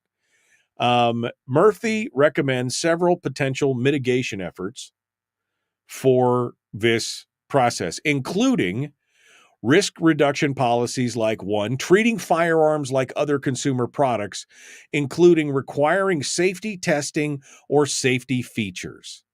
Can you see it already? The biometric gun and the smart gun and all these other kind of things that they've tried, none of which have worked in the past, right? Also, implementing universal background checks. Ooh, they trotted out that dog again. And expanding purchaser licensing laws. Meaning, which on its face is unconstitutional, right? In the light of Bruin and everything else, the fact that you would require Americans to get a license to exercise a fundamental right, it's never going to happen. That's never going to happen. But they keep pushing for it. They keep pushing for it to expand purchaser licensing laws. Now, as I said, I had a conversation with Dr. John Lott about this, and he immediately started shredding this to bits because one of the first things, the key data points that they bring up in Murthy's presentation, and you can go look at it if you want. It's over on, I'll post a link to the Surgeon General's original thing. If you really want to go read it, you can go read it and read the whole presentation. I'll post it up in the chat room right now. But if you go look at their presentation, one of the key, their key metrics, the key points, the key data that they want to highlight, first and foremost, firearms are the leading cause of death for children and adolescents. And they show this chart about how firearms are so much more dangerous than motor vehicles, poisonings, cancer, suffocation, drowning, cardiovascular disease in children and adolescents. You know what's interesting here? They say children and adolescents are 1 to 19 years of age in the United States. The problem is by including 18 and 19-year-olds as adolescents, it completely skews the data. It completely skews the data. All of Murthy's claims, according to Dr. Lott, count on that 18 to 19-year-olds, counting them as adolescents. But Merriam-Webster, the dictionary, defines adolescence as the period from puberty to maturity, terminating legally at the age of majority. It's 18 years old. You're an adult at 18. For those who are under 18, vehicle deaths are consistently greater than those from firearms. Adding homicides, unintentional deaths, and suicides yields 2,443 total deaths from vehicles and 2,218 deaths from firearms. In 2019 and 2020, more minors died from suffocation than from gunshots. If you exclude justifiable homicides and suicides, the numbers drop even more. According to the FBI, suicides death make up 40% of all firearms death. And in 2020, for those under the age of 20 years old, removing suicides would reduce the number of firearms death from 4,200 down to 2,900. I mean, and you can't blame, rising suicides on guns, because while gun bans have been associated with a drop in firearm suicides, there's no change in the total suicides. The numbers remain the same. It's the method. Hanging, jumping in front of a train, jumping off a bridge, taking cyanide, overdosing on pills, whatever it is, people still do those things, regardless of whether it's a firearm or not. The overall total remain the same. And banning guns is not going to fix anything. I mean, look at Chicago. Look at Chicago. Look at Washington, D.C. Look at New York. Oh, and of course they say, well, those aren't, people can go to Virginia or Maryland, or they can go to, Indiana or Illinois or something. They could buy a gun and do, okay. Then while that could explain why the murder rates in these places didn't fall, it doesn't explain why they exploded after the bans were put in place. After the bans are put in place in these places, the murder rates actually rose. And, hey, we keep wanting to talk about all these other places too, right? Like, oh, it'd be so much better if we were just like England or someplace else where they just outlawed the guns. After the UK banned handguns in 1997, its homicide rate rose by over 50% the following 8 years. The rate returned to earlier levels only after a 14% increase in the number of police, which, of course, they also, that's a whole nother subject, but that's part of the problem as well. They got this overwhelming violent crime, and yet in these other cities, Democrats continue to blame the increase of crime on the lack of gun control, while ignoring the fact that they're cutting police budgets, refusing to prosecute violent criminals. They're doing all this bail reform, mass release of many young, healthy inmates during the pandemic, and so much more. I wonder why we had an increase in crime. Even other post-ban surges occurred in other places like Jamaica and Ireland, with a 6 or 7-fold increase in homicide rates right after they banned firearms in the 70s. Same thing happened in Australia. I mean, you ban the things that allow common, average, everyday, law-abiding citizens to defend themselves, and guess what? The criminals feel emboldened? That's shocking. Shocking, I tell you.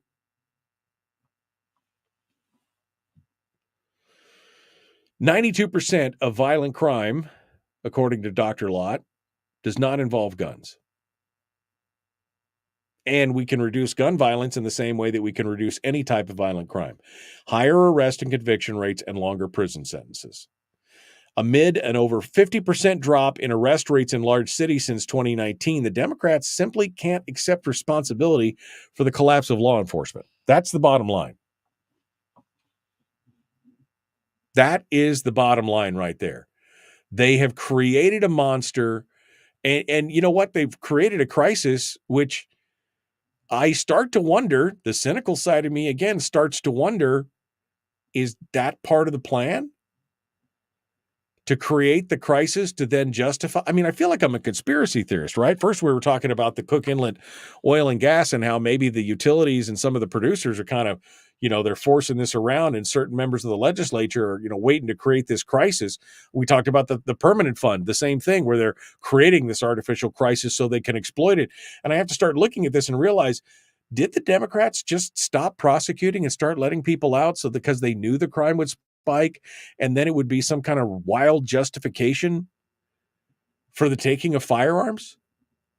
Is that? I mean, I feel like this is a Alex Jones show or something. We should be talking about the conspiracy to make it all. But is that part and part? I mean, is it really the bleeding heart syndrome of we just don't feel like they should pay for their crimes? Or is it something more nefarious? I don't know. Right? The defund the police movement, which, I mean, never made any sense. How are you supposed to defend your communities and protect your communities if you take everything away? I'm trying to wrap my brain around it, and I can't figure it out. And the more I look at this, the more I realize that this is the perfect storm of creating the perfect crisis to try and justify what they want to do, which is to disarm the population.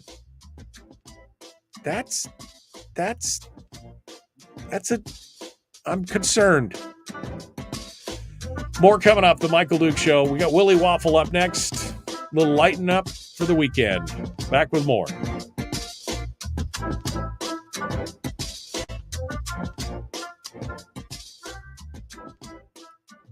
We're broadcasting live through a series of tubes. Well, it's kind of hard to explain. Sorry. Streaming live every weekday morning on Facebook Live and MichaelDukesShow.com.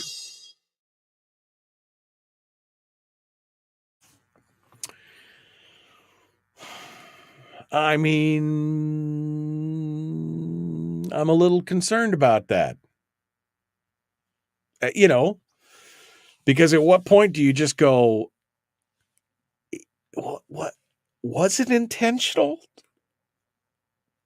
Did they know what they were doing when they were letting all these people out? When they weren't charging them, when they were putting them out on bail, when they were, I mean, is it,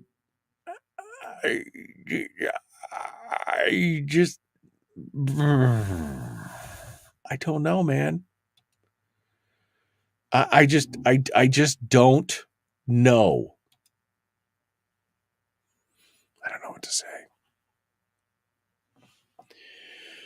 Brian says, did you see that story about the 85-year-old woman in Idaho who shot the intruder? I saw something about it, but I don't think I read the story.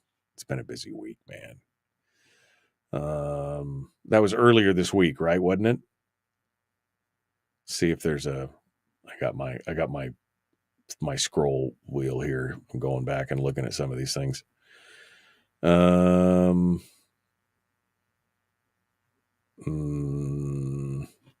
You'll have to send it. You'll have to see it, you'll have to send me a link to it. I know I saw a headline about it, but I don't remember the details. I don't think I read it on it. But yeah, if you want to shoot me a thing on that, Brian. Oh, you posted it. Oh, maybe that's where I saw it. Maybe that's where I saw it, was in the Common Sense Core.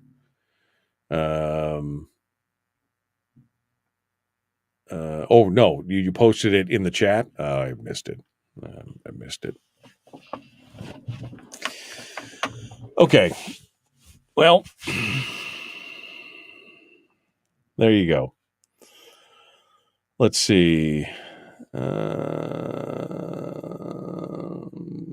Okay, I'm trying to get caught up. I'm all caught up there. Let me go back over to these other comments. Scrolling backwards. Out of the 4% of firearms, Out of the 4% that have shot firearm in self-defense, how many of those were wildlife attacks? I don't know. I don't know, Frank. I don't think it got down into that kind of detail. Again, a voluntary poll at the Kaiser Family Foundation website taken by 1,200 people. I don't know. I mean, they're talking about firearms violence. Maybe it's, who knows? Who knows for sure?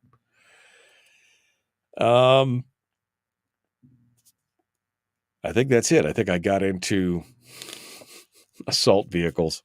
Yeah. No, exactly.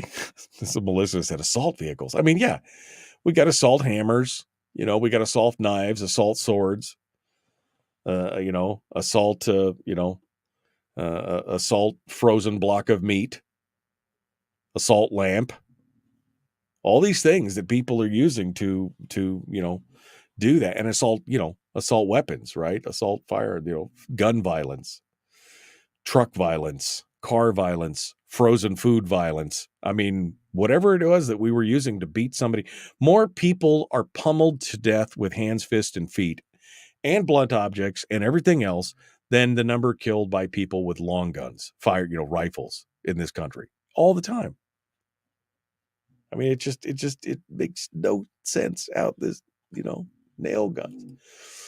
All right.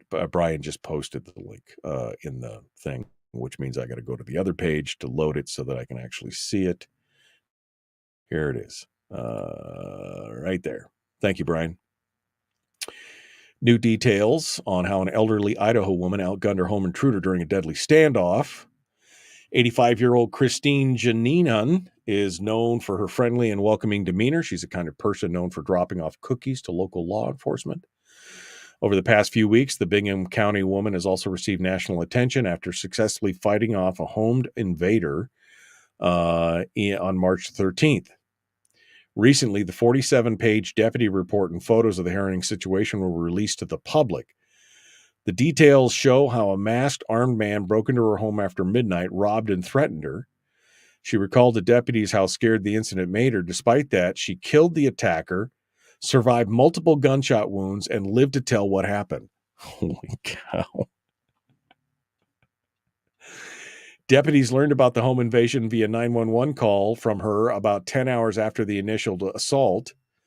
Detectives from the sheriff's office rushed to her home. Standing in the entryway of her home was her disabled adult son, David. They found her in her nightgown lying in a pool of blood, but alive on the living room floor. She was handcuffed to a chair and had a phone in her hand. She had a cut on the top of her head and multiple gunshot wounds. Oh, geez. Hold on a second. My phone's buzzing. All right, we're going to have to get into this one next time, Brian. I should have read this earlier, but I didn't, because this is a damn good story. We should have led with this one this morning. All right, we got to go. Just connected Willie. We're ready to do this. Waffle Movies, doing the whole thing. The Michael Duke Show. Read this story that Brian's got posted in the chat room. The Michael Duke Show, common sense, liberty-based, free thinking radio. Here we go.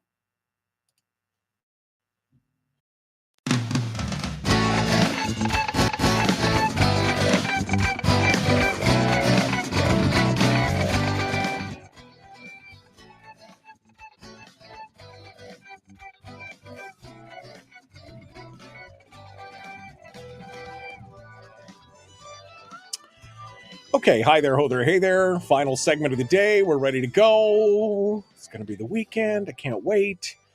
A man who lives for the weekend, of course. You know him. You love him. Willie Waffle. Hello, my friend. How are you? I'm doing great, man. I'm feeling good. I'm feeling excited. I'm feeling like the weekend. That's right. It's got to be good. You know, that other guy who stole your name, The Weeknd, who's the artist, he stole your name, man. This is Willie and the he's Weeknd. Making a lot more money. That's true. That is true. Willie the Weeknd Waffle. That's what we call him around here.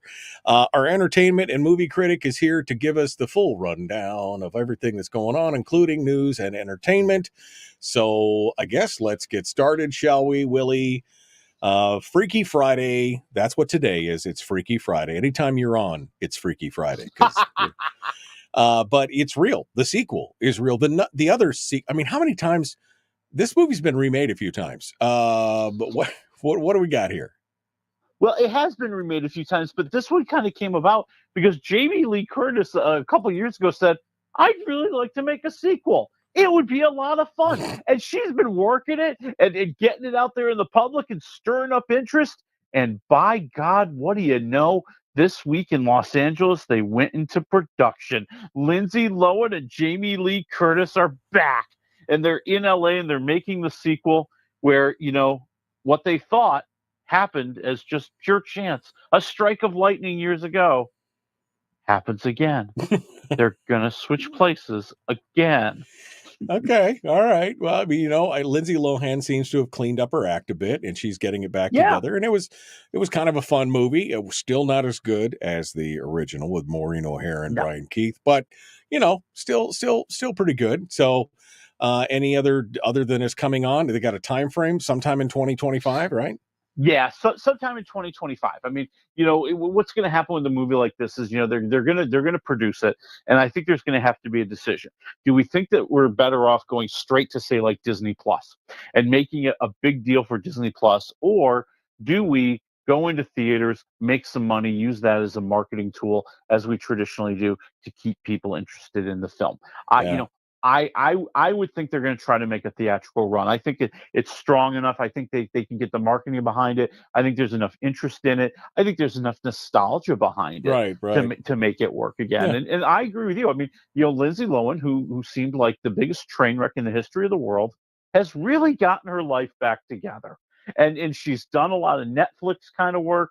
And I think this would be almost like a real, not comeback, but almost like a cherry on top of the comeback. Yeah, exactly. Yeah, no, that'd be good. All right. I'm not a huge football fan, but the Kansas City Chiefs are now doing Christmas. What? Oh, God. This is so cheesy. So the NFL and the Kansas City Chiefs have teamed up with the Hallmark Channel, and they're going to make the holiday movie, Christmas movie, Holiday Touchdown. That's right. It's going to play on the Hallmark Channel during their big countdown to Christmas. And it's the story of a young lady and her family trying to win an award for Fan of the Year for the Kansas City Chiefs. And maybe along the way, she's going to fall in love with the guy who's making the decision. Okay. And they're filming the whole thing in Kansas City. This is the part I actually like the best. They're filming the whole thing in Kansas City. They're going to use Arrowhead Stadium. They're going to be in the city. I mean, they're really going to capture the feeling and the glow of the city. Now, the downside is they're going to be trying to pretend it's December in August in Kansas City. Oh, God. That's going to be painful for the actors. Okay? Yeah. I would not want to be wearing a winter coat trying to pretend not to sweat my head off in Kansas City in August. So hopefully they can overcome that. And here's the other thing I hope they overcome. Please, dear God, don't let Travis Kelce be in this movie. Just please. Yeah, don't let Patrick Mahomes be in this movie either. They're both like in overexposure land. I mean, there's probably some linebacker who deserves a shot. Sure. Hell, they might even roll out the kicker. Yeah, do something. Get somebody else in there. Time for your close-up, John. It's all good. All right. Well, I guess we'll wait for that. Is this Christmas or next Christmas? This is going to be this Christmas. Oh, they're taking advantage of it, Oh, wow. And hey, by the way, no pressure. If the Kansas City Chiefs are not on their way to the playoffs when this thing runs, that's going to be funny to me as a fan. Man, crazy. All right. Well, the Oscars, I guess, are still a thing. I mean, whatever. They've added a bunch of voters to the list. What do we got? This is always my favorite announcement of the year. Like the Oscars announces the people who are now being invited to join the Academy of Motion Picture Arts and Sciences. And that means you get to vote in the Oscars. And they're adding 497 voters. And among the illustrious voters that are being added this year, 19 Oscar winners, 71 Oscar nominees, all from last year, and some people who are what they would consider industry notables. Catherine O'Hara, who I love. I think she's earned it. Right. She's had a heck of a career. She's been wonderful. Right. So here are my two questionable choices of the year. Right. Jessica Alba Okay. And I mean, you know, yeah. Tia Carrere from Wayne's World. Yeah, the Tia Carrere one. I mean, she's known for what? Wayne's World.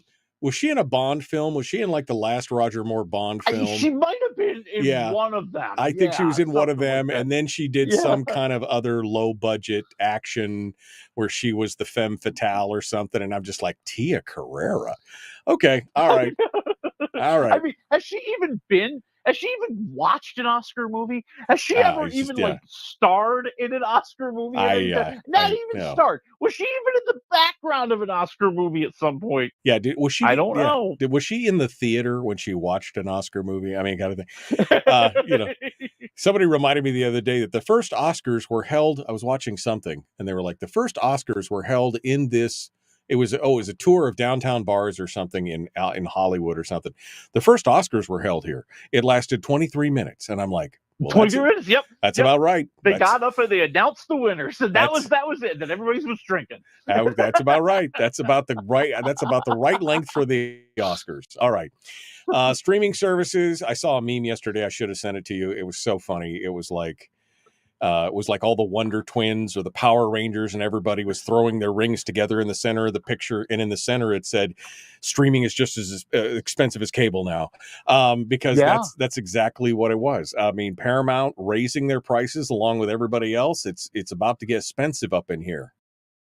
Yes, it is, especially for a company that is desperately trying to get sold and keeps having deals fall apart.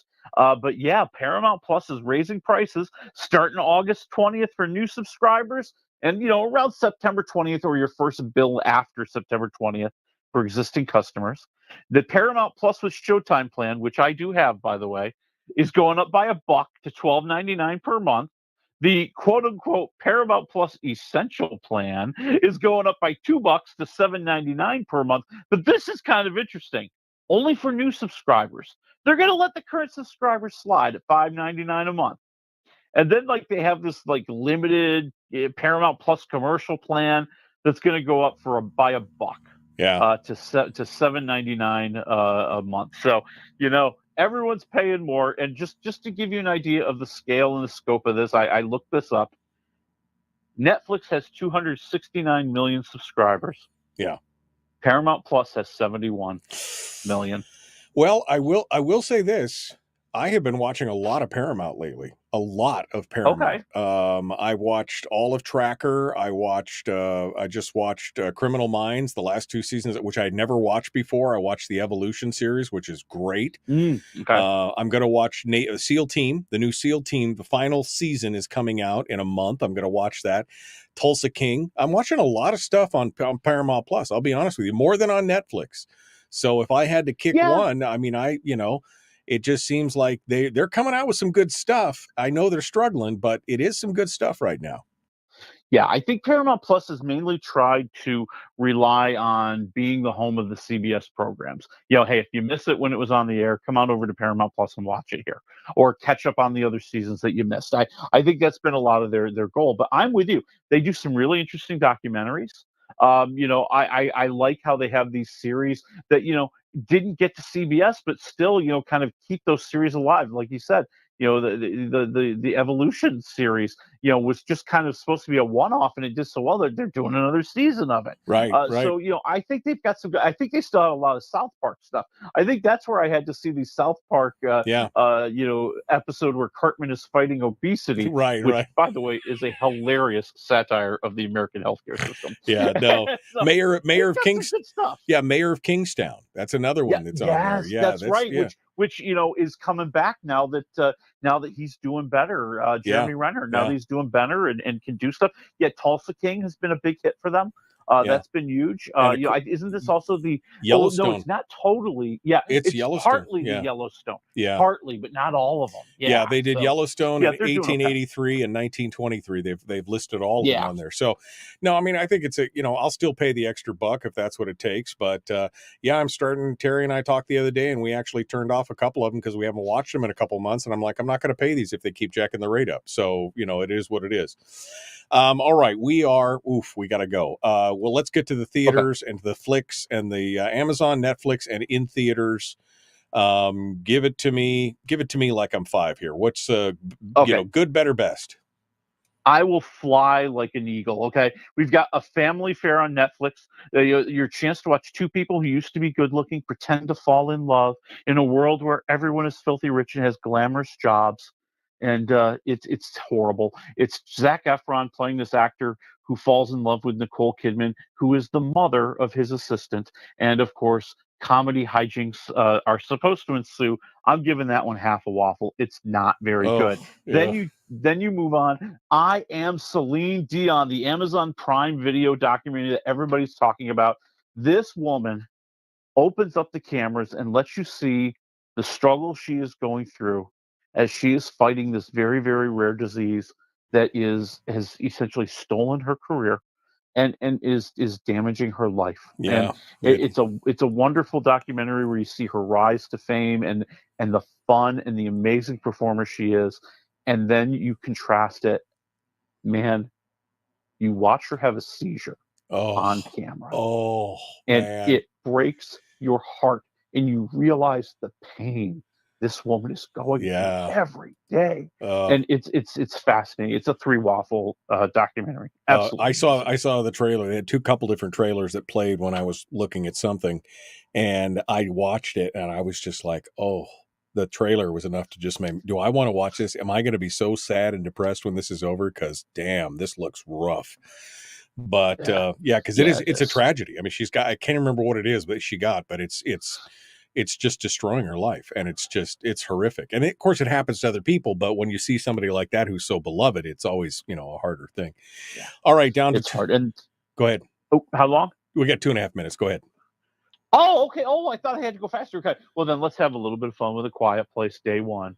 So A Quiet Place Day One, they are just trying to suck all the life out of this franchise, right? It's like, here we go. We had the first Quiet Place, and then we had, part 2 where we followed the family as they were kind of moving forward and trying to escape the aliens. Now we're going back in time, baby.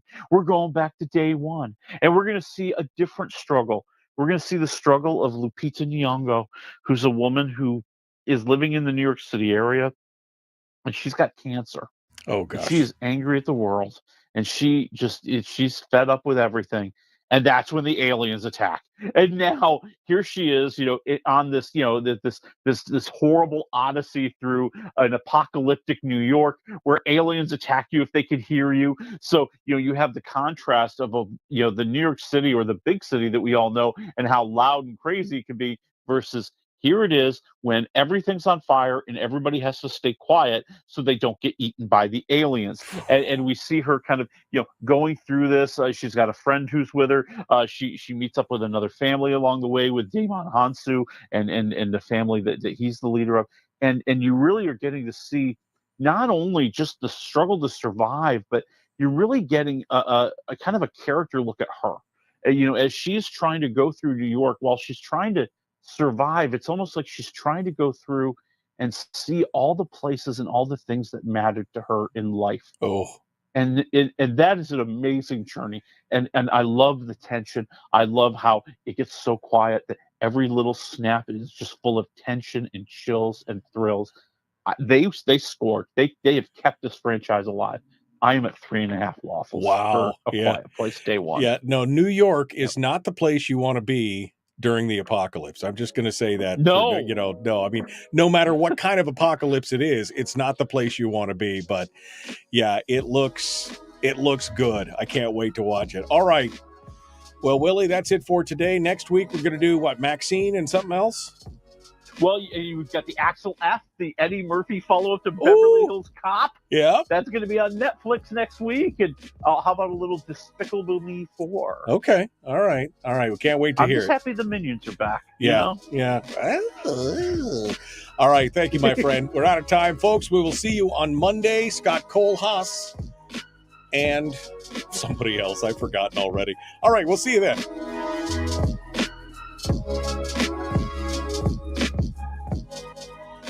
When I'm under that time crunch and I can never remember who I'm supposed to have on the next day, and you got like 6 seconds to do it, and you're like, your brain goes,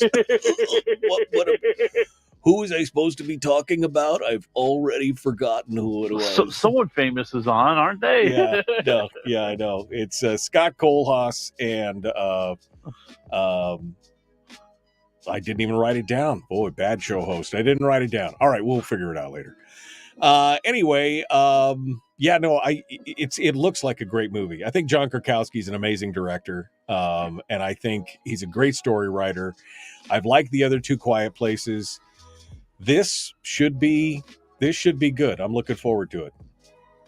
Yeah, I love it. I love the crazy way the aliens look. I love kind of how they find ways to let the characters communicate. Like, there's a horrible thunderstorm, and now they can finally talk because there's some noise that's, muffling out their voices, or her pursuit of she just wants a slice of pizza, darn it. Like that kind of thing. Just really, it's kind of relatable on this human level. Like, hey, if the apocalypse is happening around me, I can understand that. I have a little place I like to go to a lot. I'd like to swing by there for one more sandwich before everything comes to an end. Right. It's not quite as funny as the Woody Harrelson looking for a freaking Twinkie in Zombieland, but it's close, right? If I'm gonna die, what was the famous quote from the Expanse was Amos Burton saying that he heard one of his favorite people was like, if it's the end of the world, I'm taking a bottle of whiskey and my cat and going to the top of the roof and drinking it, and when I'm done drinking it, I'm stepping off. And I'm just like, okay, well, that's kind of complete with the cat, kind of thing. And it's like, okay, all right, but yeah, New York is not the place that I would want to be in that kind of situation. No, it's hard enough to be in New York on a regular day, let alone when aliens are attacking. I mean, I'll testify to that. I've been in New York a lot in my life. Not when aliens attacking though, right? I mean, you'd tell us about that if that happened. No. The only people who were attacking, unfortunately, were crazy people who got arrested for attacking Steve Buscemi. Oh, geez. I was in New York when that happened. Oh, were you really? Oh, no. Yeah, no. I was actually. Yeah, and I wasn't that far away. He was. I want to say he was in the Kips Bay area. And I was a few blocks away. I was more towards the Chrysler Building. That's where I was staying, and I had my business going on. And when that story came out, I was like, "Gee, I'm glad I didn't go to the movie theater that day because there was a theater down that way. I was thinking about going." Oh man, crazy, crazy people. Oh, horrible. Well, now especially with however many 100,000 migrants they got living in the hotels and on the streets and everything else, it'd be. I can't even imagine. Okay, it's rough. It's rough. Yeah. It's rough. Yeah. All right, Willie. Well, thank you, my friend. Thanks for coming on board. We will see you next week. Okay. No. All right. We will not. It's 4th of July. That's right. It's 4th of July. Okay. We're going to catch up the week after, and so we'll have catch up the week after. We'll have a lot of streams and movies to go over. That's what's going to happen. Massive. It'll be massive. It'll be like a movie palooza discussion. Yeah, exactly. Less entertainment stories, more streams and movies. Is what we should be doing. You're going to watch all the Maxine movies, and then get back. Well, I'm going to have some time. Yeah. Hey, I wonder if one of them's on Paramount Plus. I kind of hope they are. If it's on Paramount Plus with Showtime, I have that. Yeah, that'd be fun. Have you watched The Acolyte yet? The Acolyte, I watched a couple episodes and I kind of lost interest. Yeah, I'm hearing so much bad stuff about it. I haven't even watched it. We ended up watching. We were going to watch it, and I said, "No, I've heard too many bad things. We'll wait a while." It's unfortunate, but this is what happens. Go woke, go broke. All right. Thank you, my friend. We'll talk to you. We'll talk to you next 2 weeks from now. Thanks so much. 2 weeks, man. 2 weeks. 2 weeks. Thanks so much. Willie Waffle, wafflemovies.com. Folks, we're out of time Monday. Short week next week, Monday through Wednesday, then the holiday. Be kind, love one another, live well. We'll see you next weekend. Or next week, next month. Bye.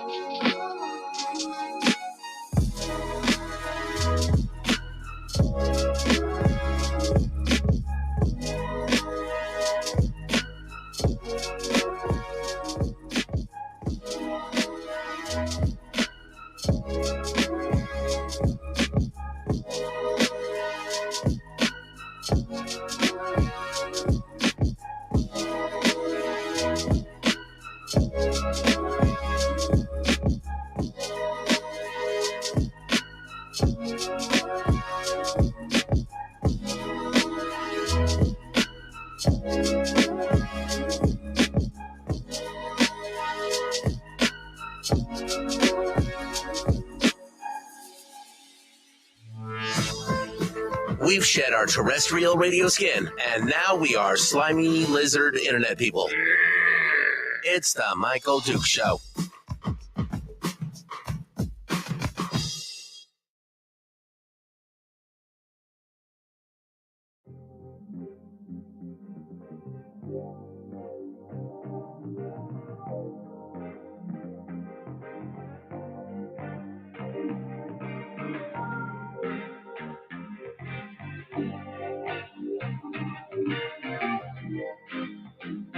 Well,